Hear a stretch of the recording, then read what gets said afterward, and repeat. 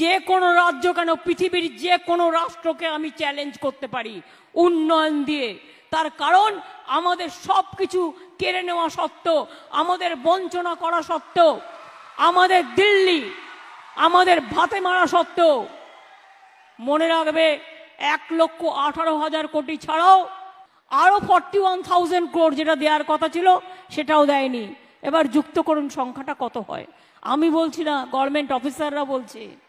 অথচ এই টাকা এখান থেকে তুলে নিয়ে যাওয়া হয়। 155টা টিম পাঠিয়েছে দেখতে হচ্ছে কিনা কাজ। তারা গিয়ে রিপোর্ট করেছে সব ঠিক আছে, তা সত্ত্বেও আজও দেয়নি। এই বছরেও মনে রাখবেন আমরা 43 দিনের কাজ জব হোল্ডারদের দিয়েছি, কেন্দ্রীয় সরকার ছাড়া, রাজ্যের কোষ থেকে টাকা দিয়ে, রাজ্য থেকে। আর আগামী দিনের জন্য তাই আমরা ওদের উপর নির্ভর না করে আমরা ঠিক করেছি আমরা নিজেরাই জব কার্ড হোল্ডারদের 50 দিনের কাজ বছরে আমরা দেব। তার নাম হচ্ছে কর্মশ্রী।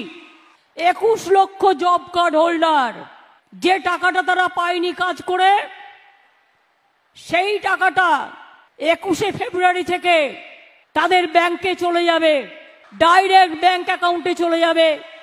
21 লক্ষ গরিব মানুষ যাদের টাকা কেন্দ্রীয় সরকার কাজ করিয়েও দেয়নি।